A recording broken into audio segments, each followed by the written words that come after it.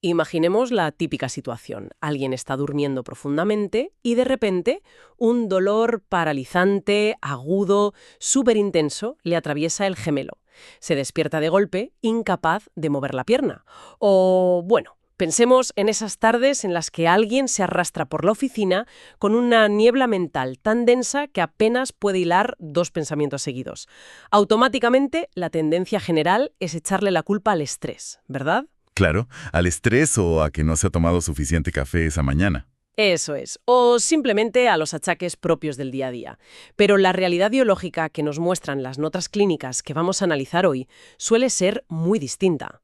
A ver, no es falta de descanso, es literalmente un apagón en la red eléctrica del cuerpo. Es una caída de tensión en toda regla, una advertencia estructural del organismo, diría yo. Y lo fascinante de esto es que en general se prefieren buscar 1000 justificaciones externas antes que detenerse un segundo a revisar nuestro propio cableado interno. Un cableado que a menudo está pidiendo auxilio de la manera más básica posible, con calambres o fatiga. Y precisamente por eso damos una enorme bienvenida a quien nos escuche hoy aquí en el canal Flexibilidad Metabólica. En el análisis a fondo de hoy tenemos una misión clarísima. Vamos a destilar un exhaustivo conjunto de investigaciones y apuntes clínicos y nutricionales para hablar sin rodeos de un error bastante silencioso de la fisiología humana. Muy silencioso, sí, demasiado a veces. Controla perfectamente lo que son los macros en la dieta, las proteínas, las grasas, los carbohidratos, pero hoy vamos a destapar un punto ciego monumental. Vamos a hablar de los macros minerales, concretamente del elemento que cuando falta hace que parpadeen todas las luces del sistema, el potasio. Es que es un cambio de perspectiva absolutamente necesario. Solemos pensar en los minerales como, bueno, como complementos, ¿no? Como si fueran la guinda del pastel o un extra opcional que viene en un multivitamínico. Ya, la típica pastillita efervescente. Exacto. Pero cuando revisamos la literatura clínica de cerca, queda clarísimo que el potasio no es un microelemento. Las fuentes lo catalogan, junto al sodio, el calcio y el magnesio, como un macroelemento principal del cuerpo. Y ojo, la diferencia no es solo semántica, es cuantitativa y vital. O sea que el cuerpo lo necesita a lo grande. A lo grande, sí. Los macroelementos se miden en gramos dentro de nuestro organismo, no en esas cantidades microscópicas de miligramos de otros nutrientes. Su presencia es masiva, básicamente porque sus funciones son el cimiento mismo de la vida celular. Vale, pues detengámonos en esa idea del cimiento, porque las notas que estamos analizando conectan el potasio directamente con cosas muy serias. Hablan de la prevención de la fatiga crónica.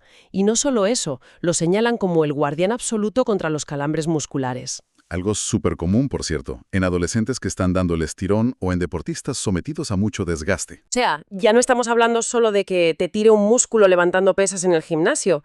Estamos hablando de proteger el motor principal del cuerpo. Es que el corazón es, al fin y al cabo, un músculo hiperactivo, pero su naturaleza es fundamentalmente eléctrica. Funciona mediante impulsos continuos, segundo a segundo.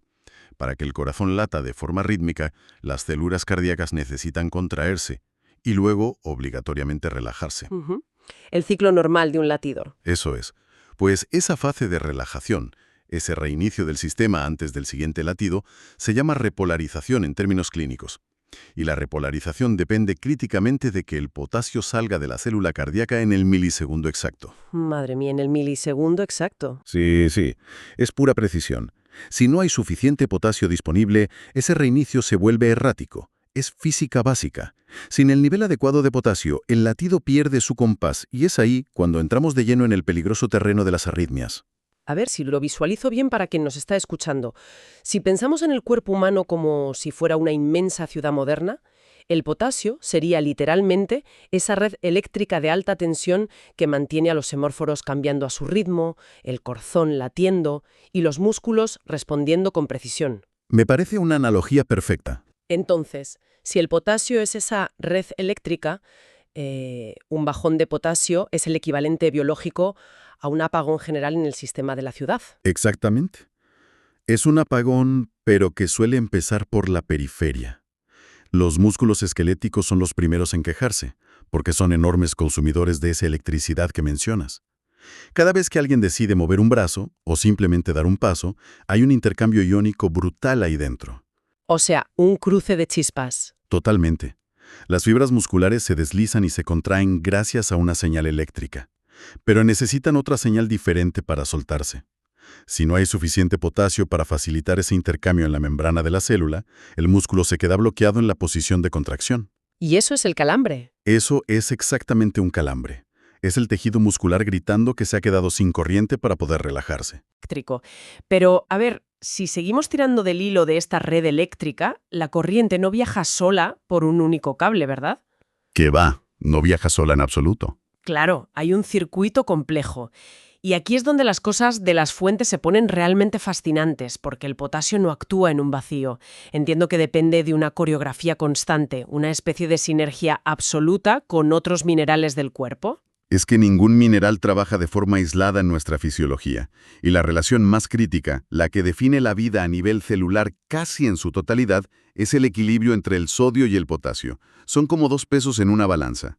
La famosa bomba de sodio-potasio de la que hablan los apuntes clínicos. Exacto. Para entenderlo de forma sencilla, hay que imaginar una bomba mecánica que trabaja sin descanso en la membrana de cada una de nuestras células. A un lado está el sodio, que vive principalmente fuera de las células, en el líquido extracelular. Y al otro lado está el potasio, cuyo lugar natural, su casa, es el interior de la célula. Vale, uno fuera y otro dentro. Eso es. Y el cuerpo gasta una cantidad inmensa de su energía diaria solo en mantener esta separación. Está constantemente empujando 3 iones de sodio hacia afuera y metiendo 2 de potasio hacia adentro, para mantener el voltaje correcto. Pero claro, si miramos la dieta moderna actual, tenemos un problema estructural gravísimo con esta balanza de la que hablas. Los datos clínicos que estamos viendo indican que un exceso crónico de sodio en el plasma sanguíneo, lo que las fuentes llaman hipernatremia, literalmente rechaza o desplaza al potasio. Así es, lo expulsa. Fino invasor que va ganando terreno en el barrio y acaba echando al potasio de su propia casa, ¿no? De hecho, según los apuntes, entiendo que por esto mismo la hipertensión no se maneja simplemente quitando el salero de la mesa, sino que requiere una estrategia mucho más profunda. Es una estrategia doble, ¿sí? El mecanismo que describen los investigadores es fascinante y destructivo a la vez. Cuando hay un exceso de sodio en la sangre debido a una mala dieta, el cuerpo entra en una especie de pánico osmótico. Para diluir esa enorme concentración de sal, el cuerpo retiene agua. Lógico, para rebajar la sal. Claro, pero más agua en el mismo espacio significa más volumen de sangre circulando, y eso eleva instantáneamente la presión arterial contra las paredes de los vasos. Entonces los riñones, que son nuestra planta depuradora principal, intentan desesperadamente filtrar y orinar ese exceso de sodio. Y ahí es donde la lían. Ahí es donde ocurre el desastre. En ese proceso de emergencia, el riñón se equivoca y acaba excretando potasio por error en la orina. Por lo tanto, tratar la hipertensión no es solo restringir el sodio de la dieta, es reintroducir urgentemente potasio y también calcio y magnesio para forzar a la balanza a volver a su centro. Fíjate, has mencionado el magnesio, y ese es otro socio fundamental en este circuito que no podemos pasar por alto. Las investigaciones subrayan que el magnesio y el potasio van de la mano, son inseparables. Totalmente inseparables. Si alguien llega a una consulta médica con espasmos severos, calambres recurrentes o una fatiga que no se va, el protocolo clínico manda revisar siempre juntos el magnesio plasmático o globular y el potasio en sangre, la famosa caliemia. Pero, a ver, ¿por qué es tan vital esta conexión específica entre los dos? Pues volvemos a la analogía, si el potasio es la electricidad, el magnesio es el portero que tiene las llaves y abre la puerta del edificio celular. Hablábamos antes de la bomba de sodio-potasio, ¿verdad? Sí, la que gasta tanta energía. Exacto. Pues esa bomba necesita combustible para funcionar. Y ese combustible es una molécula de energía que llamamos ATP. Pero aquí está el detalle clave que casi siempre se omite en las típicas charlas de nutrición. El ATP es biológicamente inútil por sí solo. Ah, ¿sí? ¿No hace nada solo? Nada de nada. Para liberar su energía, el ATP tiene que unirse obligatoriamente a un ion de magnesio. Si hay deficiencia de magnesio en el cuerpo, la bomba de sodio-potasio literalmente se queda sin energía para moverse, y las puertas de las células sencillamente se cierran. Ostras, fíjate qué importante es esto. O sea, esto significa que alguien puede estar comiendo kilos y kilos de alimentos ricos en potasio todos los días, pero si tiene el magnesio por los suelos, ese potasio nunca va a poder entrar en la célula. Así de crudo. Se quedará flotando en la sangre, pasará por los riñones y terminará yéndose por la orina sin haber apagado el fuego en el músculo o en el nervio que lo necesitaba. Es un esfuerzo inútil si no hay sinergia. Son totalmente interdependientes a un nivel muy fundamental. Vale, pues llegados a este punto, quiero hacer de abogado del diablo y plantear una reflexión crítica sobre nuestro entorno alimentario actual. Si la biología nos dice de forma tan clara que el exceso de sodio empuja al potasio fuera del sistema, y que además, sin magnesio, el potasio ni siquiera puede entrar en las células, ¿significa esto que una dieta moderna estándar, que sabemos que está absolutamente inundada de alimentos ultraprocesados, de conservas y comidas preparadas repletas de sal oculta, nos está vaciando literalmente de nuestra energía celular? Sin ninguna duda. Y lo hace sin importar cuánto potasio intentemos consumir de forma aislada para compensar. Es que es tal cual lo describes. El entorno alimentario actual es un asalto continuo para los riñones. Un simple bol de ensalada por la noche tiene muy difícil competir contra la carga masiva de sodio que aportan los ultraprocesados consumidos durante el resto del día. Es una batalla perdida de antemano. Totalmente.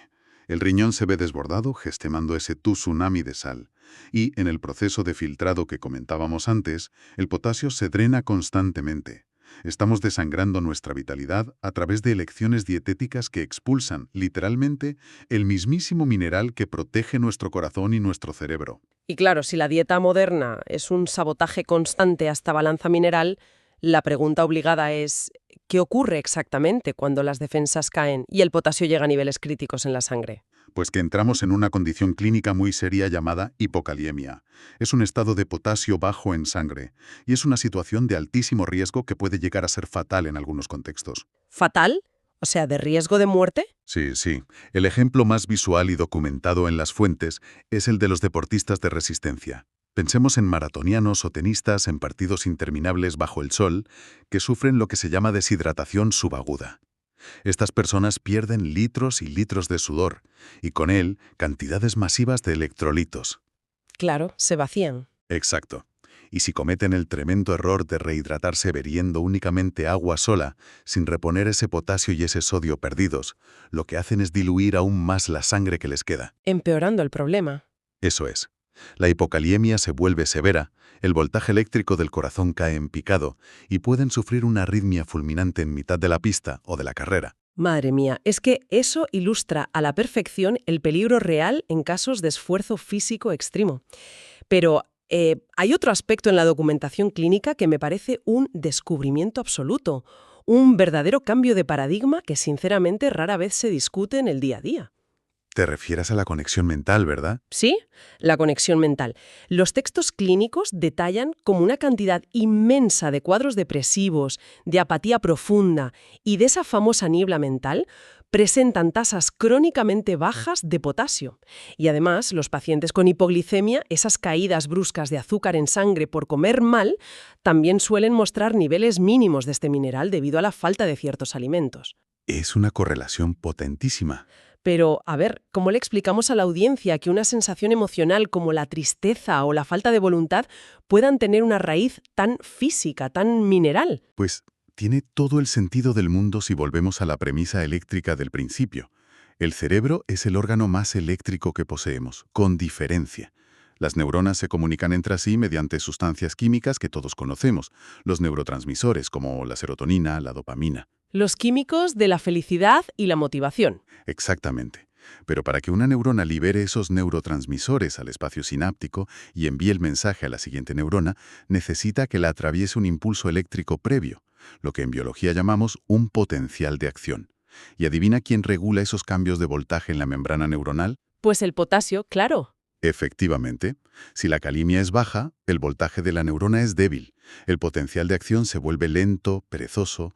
La transmisión nerviosa no tiene fuerza para disparar esos químicos. Espera, quiero hacer una pausa aquí porque me parece que esto es enorme. O sea, estamos diciendo que alguien podría estar yendo a terapia durante meses o incluso tomando medicación psiquiátrica por un cuadro de apatía severa o una depresión diagnosticada y que parte del problema real o una de las causas subyacentes sea que sus neuronas literalmente no tienen el voltaje eléctrico necesario para disparar serotonina porque les falta potasio. Es una posibilidad clínica 100% real y que a menudo se pasa por alto en las analíticas rutinarias. Imagina el motor de un coche.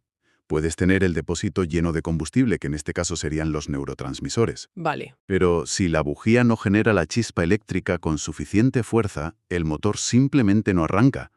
Pues el potasio es esa bujía. Sin él, la mente se nubla. surge esa sensación de agotamiento vital pesado, que es indistinguible de la depresión clínica en muchos de sus síntomas físicos. Es alucinante. Y la hipoglicemia entra en juego de una forma muy agresiva aquí. Cuando el azúcar en sangre cae bruscamente, normalmente por abusar de carbohidratos refinados, el cuerpo entra en pánico de supervivencia. Las glándulas suprarrenales liberan cortisol y adrenalina a tope para compensar esa bajada. ¿Las hormonal del estrés? Eso es. Y este estrés suprarrenal constante agota las reservas de energía celular y altera la retención de minerales en el riñón, tirando por la borda aún más potasio a través de la orina. Es el círculo vicioso perfecto de la fatiga. Me parece fascinante, de verdad.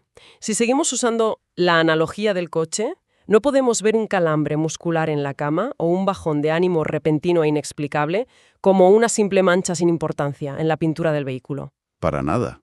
Hay que empezar a verlos como el piloto luminoso de color rojo brillante de revisar motor, encendiéndose de golpe en el salpicadero. Es el sistema advirtiendo de que una hipocalemia inminente está a punto de gripar los engranajes internos del cuerpo. Esa es exactamente la mentalidad preventiva que promueve la medicina integrativa y nutricional en estas notas clínicas. Y por eso mismo, el énfasis en las fuentes siempre está en la medición y en la prudencia. Claro, no hacer las cosas a lo loco. Eso es vital. La dosis para corregir un desequilibrio mineral nunca se lanza al azar. No se trata de ir corriendo a la farmacia y atiborrarse de pastillas de potasio por cuenta propia. Un exceso artificial de potasio de golpe en la sangre también es peligrosísimo para el corazón. Se ajusta siempre monitorizando la calemia mediante analíticas de sangre. Y supongo que antes de llegar a las pastillas habrá otra vía, ¿no? Esa es la regla de oro de la que hablan los apuntes. Antes de recurrir a los complementos del pastillero, la primera línea de corrección sugerida, el rescate principal e inmediato, siempre debe ser dietética. Pues eso nos plantea la gran pregunta práctica de hoy. Si la mejor manera de apagar esa luz roja de advertencia del motor y corregir la dosis no es una píldora sintética, sino la nutrición pura y dura, tenemos que abrir la despensa, hay que explorar el arsenal alimentario. Porque seamos sinceros, la cultura popular nos ha condicionado de una forma increíble. Ya sé por dónde vas. Claro, es que cuando alguien dice la palabra potasio, el cerebro humano responde automáticamente visualizando un único alimento, el plátano. Sí, el plátano debe tener el mejor equipo de marketing y relaciones públicas de la historia de la botánica, sin duda. Y cuidado, que es una buena fuente, eso es innegable. Pero supongo que no es la única. Ni de lejos. Restringir la ingesta de potasio solo al plátano es limitar enormemente las herramientas terapéuticas que nos ofrece la naturaleza. La documentación clínica que tenemos delante abre un abanico espectacular y, francamente, mucho más potente. Desde luego, repasando los apuntes, la lista va muchísimo más allá y es súper específica. Citan fuentes dietéticas como el zumo de pomelo, los propios plátanos, albaricoques, levadura de cerveza, frutos secos, lentejas, todo tipo de legumbres en general, y hacen un énfasis muy particular en algo súper interesante, la pectina de manzana. Es que detenerse a analizar esa lista es comprender que la nutrición bien aplicada no es solo comer por comer para llenarse el estómago, es tecnología punta para la fisiología del organismo. ¡Qué buena definición! Tecnología punta. Es que lo es. La maravilla de utilizar fuentes alimentarias enteras en lugar de un suplemento aislado de laboratorio es que resuelves múltiples problemas del cuerpo simultáneamente. Tomemos el ejemplo que mencionabas de las legumbres o de la manzana, que está cargadísima de esa fibra soluble llamada pectina. Vale, ¿qué pasa con la manzana y las legumbres? Pues que al consumir estos alimentos no estás introduciendo un mineral aislado en un tubo de ensayo. Estás aportando una matriz compleja, un alimento real. Aportas potasio, por supuesto, pero también fibras solubles e insolubles. Y, de forma crucial, aportas el magnesio natural necesario para encender esa bomba celular que permitirá que el potasio entre realmente en los tejidos musculares y nerviosos. O sea, ¿resuelves el déficit del mineral principal? Y en el mismo bocado le estás entregando al cuerpo la llave maestra de magnesio para abrir la puerta de la célula. Te lo dan todo en el mismo paquete. Exactamente. Es un combo perfecto. Además, veamos cómo interactúa esto con el problema de la hipoglicemia que mencionamos hace un momento. Sí, los bajones de azúcar. Gracias a la fibra de la lenteja o a la famosa pectina de la manzana, el vaciado gástrico del estómago se ralentiza muchísimo. Los carbohidratos se van absorbiendo muy lentamente en el torrente sanguíneo, gota a gota. Ah, claro, evitando los picos. Eso es. Esto evita el pico de insulina, previene el bajón brusco de azúcar posterior, salva las glándulas suprarrenales de tener que segregar hormonas del estrés y, por tanto, evita la pérdida masiva de potasio por la orina. Todo está increíblemente conectado. Es una reacción en cadena positiva, y me imagino que también ayuda a nivel digestivo. Por supuesto, al mismo tiempo combates problemas como el estreñimiento y, como un beneficio añadido brutal que resaltan los textos, un régimen rico en todas estas frutas, verduras y legumbres actúa como un poderoso agente alcalinizante en el cuerpo, reduce la acidez metabólica y facilita enormemente el trabajo de filtrado del riñón, protegiéndolo a largo plazo. Leyendo sobre todo esto en los apuntes, me quedé realmente fascinada con la inclusión de dos cosas muy concretas, la levadura de cerveza y las lentejas. Las incluyen en esta categoría de rescate clínico. Porque, a ver, siempre tenemos en la cabeza el mito o la imagen mítica del tenista de élite mordiendo un plátano en el descanso del partido, ¿verdad? La típica estampa de la televisión, sí. Claro. Pero descubrir que un buen plato de lentejas o un pomelo en el desayuno o espolvorear levadura de cerveza en una ensalada pueden ser el rescate cardiovascular y anímico real que nuestro cuerpo está pidiendo a gritos, bueno, creo que amplía nuestro menú de una manera increíble. Es que democratiza la salud, fíjate lo que te digo. Nos aleja totalmente de esa idea moderna de que necesitamos comprar un superalimento exótico, carísimo e importado de la otra punta del planeta para estar sanos o recuperar la energía. Totalmente cierto. Tenemos las herramientas en la frutería del barrio. Y la levadura de cerveza es un ejemplo magistral de esto. Una sola cucharada espolvoreada en la comida no solo te da una dosis fantástica de potasio asimilable, es una bomba natural de todo el complejo de vitaminas B, que las notas clínicas destacan como esenciales precisamente para el sistema nervioso y para combatir esa fatiga y depresión de la que hablábamos. Todo encaja. Es que la naturaleza no aísla los elementos químicos. Los empaqueta con la proporción exacta de vitaminas, fibras y cofactores necesarios para que el cuerpo humano, que ha evolucionado con ellos, los reconozca y los asimile sin generar un desequilibrio en otra parte del sistema. O sea, es como si la naturaleza hubiera diseñado el software perfecto desde hace milenios y nosotros, con la dieta moderna, lleváramos décadas intentando piratearlo o hacer ingeniería inversa, separando el código por partes en forma de pastillas aisladas, ultraprocesados, que nunca funcionan igual de bien. Es una gran forma de verlo. El código original siempre es más estable. Entonces, para ir aterrizando esto, para quien nos está escuchando ahora mismo, ¿qué significa todo esto a nivel práctico para su día a día? Pues significa que esa fatiga persistente que no se va durmiendo más horas, esos tirones molestos al subir escaleras o esa niebla mental que nos hace sentir lentos y apáticos frente al ordenador, no tienen por qué ser una condena perpetua. Ni mucho menos. Ni siquiera tienen por qué derivar irremediablemente en un diagnóstico médico complicado o en medicación crónica. A veces la respuesta, la verdadera medicina preventiva, lleva tiempo esperando pacientemente en la sección de frutería del supermercado o en el humilde estante de las legumbres. Que el equilibrio de los fluidos corporales, la flexibilidad de las arterias, el compás perfecto del latido del corazón y hasta la chispa eléctrica de la alegría mental, ¿Todo eso? dependen de algo tan básico como mantener a raya el sodio de los alimentos ultraprocesados y abrazar el potasio y el magnesio en su forma natural, pues la perspectiva cambia por completo. Las decisiones frente a la nevera o al mirar el menú del restaurante dejan de verse como un sacrificio dietético, aburrido. Claro, ya no es una obligación pesada. Exacto. Se convierten en una estrategia activa de vitalidad y longevidad. Al final, todo esto es física y escrímica, sí, pero sobre todo es la voluntad de recuperar el equilibrio que nuestro diseño evolutivo exige para poder funcionar con brillantez, no solo para sobrevivir a duras penas. Intentar destilar el mensaje principal en una reflexión muy clara. A través de la documentación ha quedado científicamente demostrado que el potasio está muy lejos de ser un simple actor secundario en nuestra nutrición. Es un pilar maestro del corazón, el interruptor principal de la respuesta de nuestros músculos y la chispa eléctrica que enciende el enfoque y el ánimo en nuestra mente. Podríamos decir que es, en su máxima expresión, la red de alta tensión que da vida al cuerpo. Así es. Así que quiero dejar un pensamiento final, un poco provocador, flotando en el aire, para que la audiencia reflexione profundamente sobre ello al terminar de escucharnos.